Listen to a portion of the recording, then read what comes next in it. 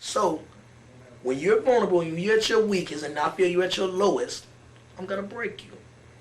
I'm gonna break you. This is what I do. I mean, is a lot of male officers maybe feeling like, well, that's just females. He can't do that with them. No man. You can be broken too. You can be broken too. You know why you can be broken? Because you just bought that sports car that cost you too much money. You knew you didn't have. You got the ex-wife, you paying alimony and child support, all this other stuff you paying. You need some money. You need some money. I'm your way out. When all the time, you're going to lose more than you can ever gain dealing with me. I got 100. Got to. It can be, I don't need you either. You know? And this is how you know when it's that officer sitting next to you. Because they always got a secret. They always got a secret. They want to talk to this certain inmate, but they don't want you around. You know what I mean? Or you see what I'm saying? I need to see him, but I can't talk to him in front of you. Why can't you? We're co-workers. You know what I mean? I don't have, and the same thing with the certain inmate. If an inmate walks up to the desk, it's 3 officers at a desk, and the inmate walks up and says, "Can I speak with you?" And this certain officer says, "Yeah," and they walk away from the desk to talk. That alone should arouse some type of suspicions with the other 2 officers at the desk. Why'd you have to go over there and talk to him? You know what I'm saying? Or even if that does happen and that officer don't come back to the desk and repeat what this inmate said, then 9 times out of 10, there's some funny shit going on.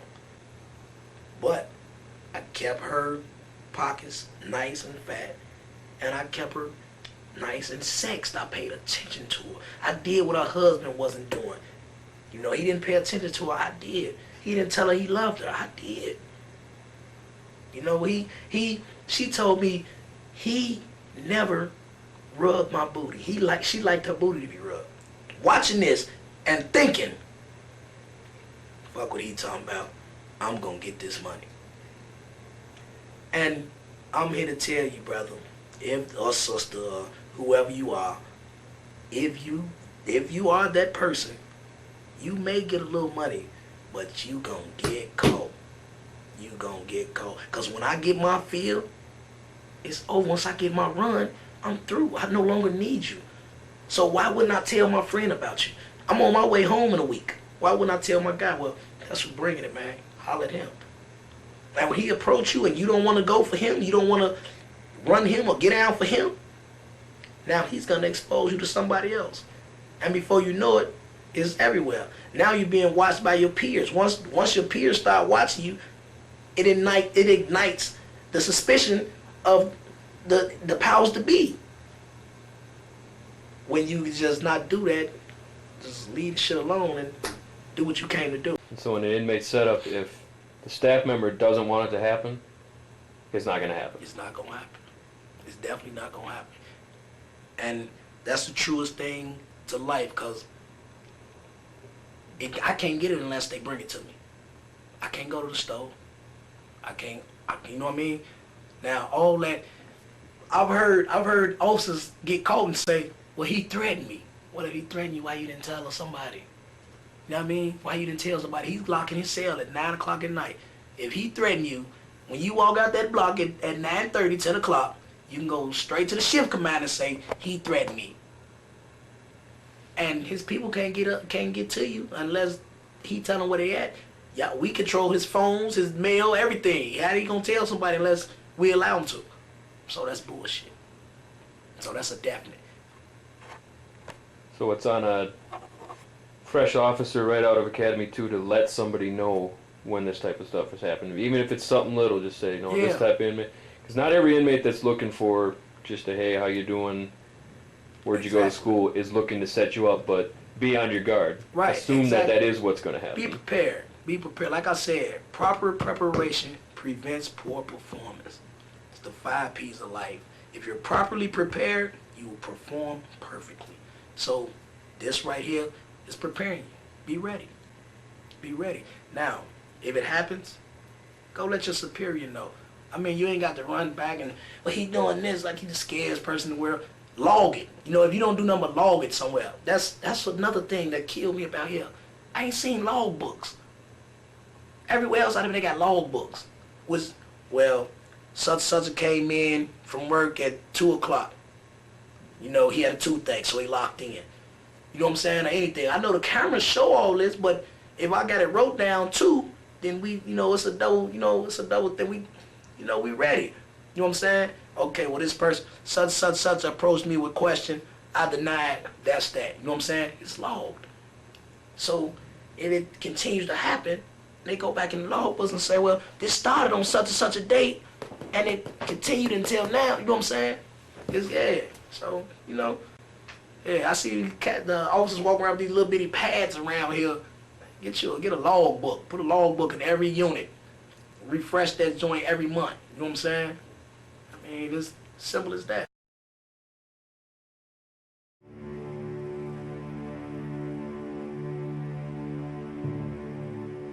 Systems that operate under a code of silence are doomed to fail. When you're working in an institution like this, you're depending on people to take your back. And I think people find it difficult sometimes to snitch out someone who's been supportive of them in the past.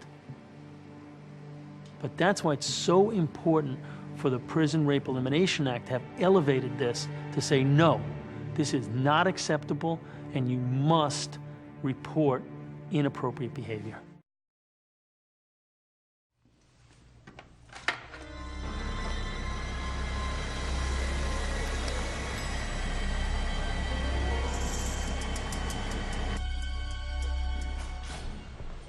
Hey, silly. You're so silly. How you doing? All right, how are you?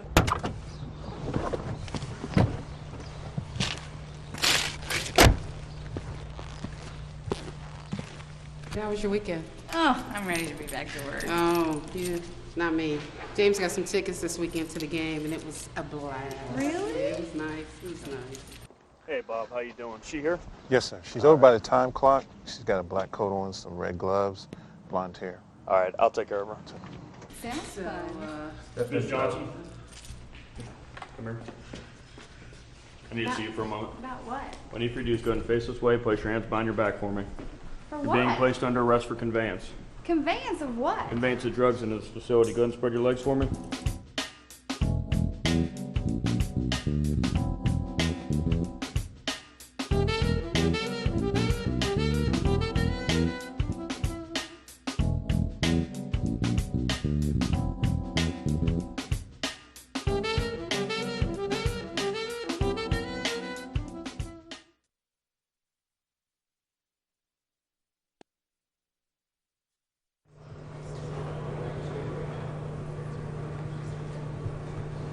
I remember my first day. It was really crazy, and I was just absolutely petrified because I didn't know a lot about the prison system or anything, but I needed a job. How long have you been here? 22 years. So you have 8 to go. 8 and the gate.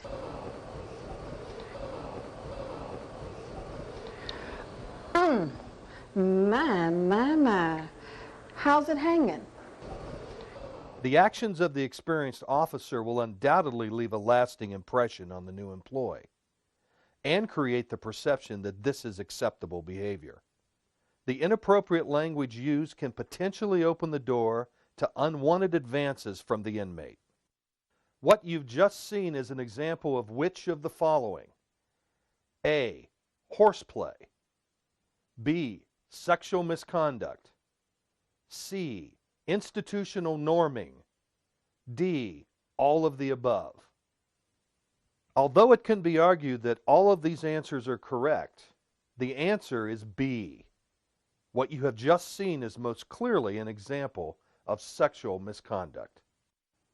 Sexual misconduct is any behavior or act of a sexual nature directed toward an offender under supervision by an employee, volunteer, visitor, or agency representative.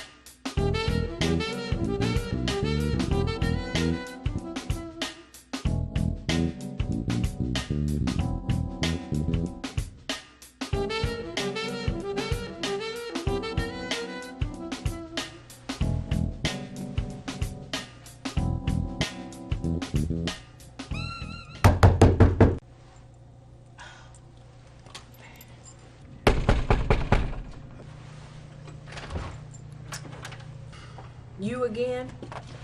This is the third time this month. Who's all here? Don't you got somebody else to supervise? I do. Who's all here? I'm here by myself. You're alone? Yeah. How about a hug? No. Oh. I got a phone call saying there's some illegal stuff going on out here. All I do is go to work and come home. What are you talking about? Wow. Well, I'm gonna look around the house for a little bit, all right? Go ahead.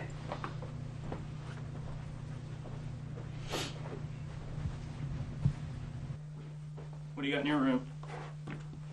Clothes, a bed.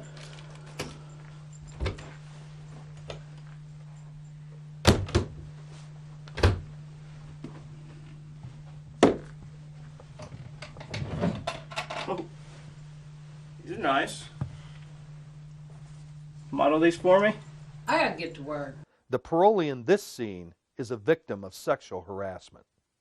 Sexual harassment is defined as any unwelcome sexual advance, sexually offensive language, comments, or gestures, influencing or promising or threatening an offender's safety, custody, privacy, housing, or privileges in exchange for sexual favor.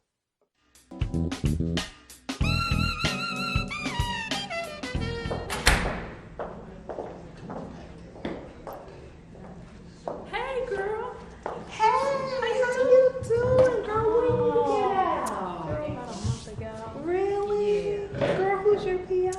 Girl, I got a fine PO. Girl, I know it's that James Brown. Girl, ooh, I wish I had him. You gonna get with him? Oh, I know. Girl, let me know. Let me know. I want to see how that goes. Miss Evans? Miss Evans? Come back. Clear yourself through the metal detector, please. Okay. Could you empty your pockets, please? Make sure all your pockets are empty. They empty? I don't have anything in my pocket. Okay, stay right there. Come a little closer. We're gonna do a pat down? Yeah. Turn around. Arms out.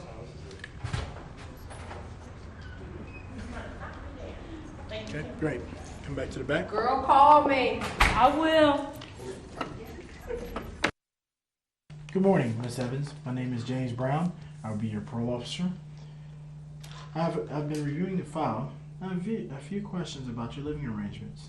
What exactly do you want to know? Well, first off, how are things going at your mother's house? Things are okay, you know. Not a whole lot of privacy in the house, a lot of people there, but it's okay. You know, James, I've been in the joint for a long time, and, well, you know, a woman like me, I have needs. You know what I mean? Maybe if you weren't on parole, I could help you with those needs. Responding in this manner may suggest to the offender that you are open to their advances. Good afternoon, Miss Evans. My name is James Brown. I'll be your parole officer. I've been reviewing your file, and I have a few questions about your living arrangements. What exactly do you want to know?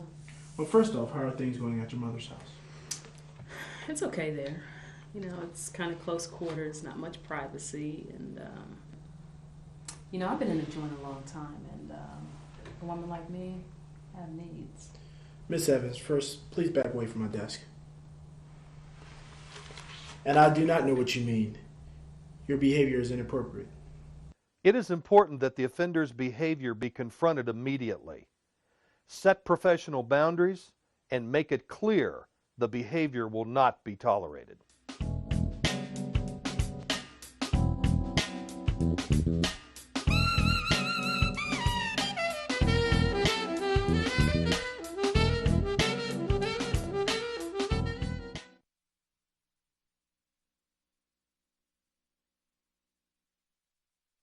I lost everything. There's not one part of my life that I can look at that I didn't lose something. I didn't even think about the fact that I was going to be arrested and that my children were going to have to live without their mom. I didn't even think about that. All I kept thinking was, oh my God, I'm going to get caught, and what's everyone going to think?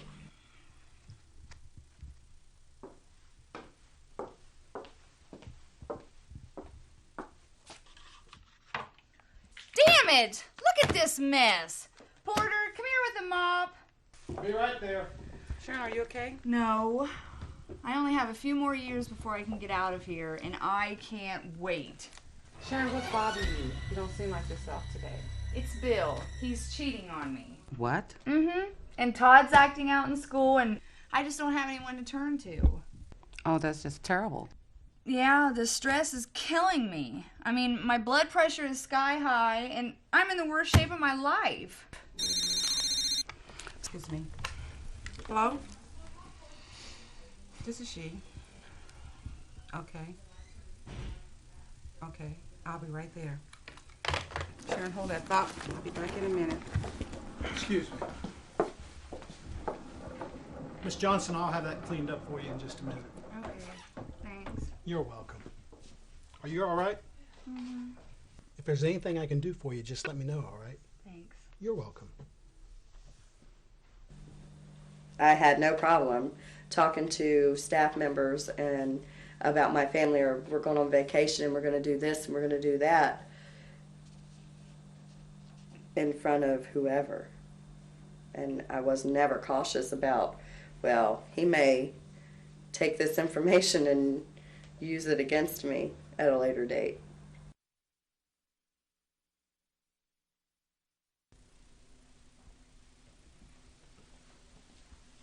Hi, Miss Johnson. Hi. Are you feeling better today? You seemed a little down the other day. I'm fine. Are you sure? I'm okay. Well, I've just noticed that when things bother you, you bite your nails like you are right now. I'm fine. Hey, check this out.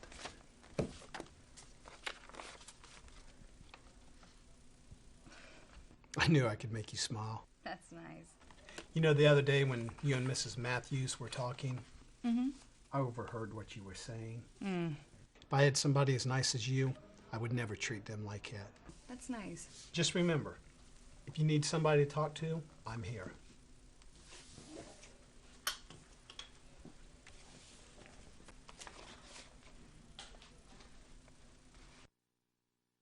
Most instances of inappropriate relationships are progressive, and in many cases involve subtle offender manipulation. A big thing they told me was, hey baby, I like that hair. Like the way you look today. Damn, you smell good, or, you know. And it was just little things because I never heard that stuff at home at all. I was married for 15 years and he never said stuff like that. It was a manipulation. It wasn't really a true compliment. It was a manipulation. I see that now. At the time, I thought, well, good. Somebody actually can appreciate that I'm being a good nurse and that I do care.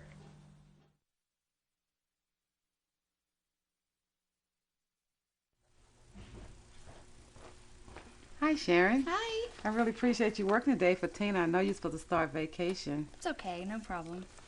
You look different. Did you get your hair done? Mm-hmm. Where's your glasses? Must have contact lenses. Yep. You look great, girl. I have a Thank meeting you. in 15 minutes. I'll see you later. Okay. Excuse me. Miss Johnson's got me on out count. Whatever. Sharon, I'll see you later. Okay. Hi. Hi. I got something for you today. I went to the commissary. I know how much you like chocolate, so I got you a candy bar. Thank you. By the way, you're looking nice today. Thanks. Are you feeling any better? I'm still stressed about my husband and the fact that I just don't have anybody to talk to about it. You know, you can talk to me anytime. In fact, if you give me your phone number, I'll give you a call. I'm not sure that's a very good idea. Oh, it'll be just between you and me. Nobody will ever know. Well, I suppose you're right, as long as nobody will know. Nobody will know.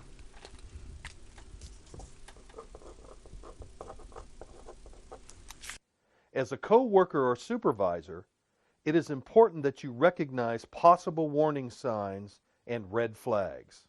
Examples are horseplay or sexual interaction, including jokes, innuendos, or gestures, the offender knowing personal information about staff, staff granting special requests or showing favoritism, staff on site during off-shift hours, staff demonstrating abnormal concern with or for an offender, staff intercepting infraction write-ups or editing infraction write-ups, staff or offender personal appearance changes. My husband and I had been fighting. He knew I was conveying the drugs, and he had warned me, you know, just to stop. But once I started, I was afraid to stop because they knew, and they could get me in trouble. And if I had stopped, it was just a vicious cycle. You stop and you get in trouble. If you continue, you get in trouble. But he got fed up with it. He said he didn't want to be there when I went down. So he left. Probably about 3 weeks before I was arrested.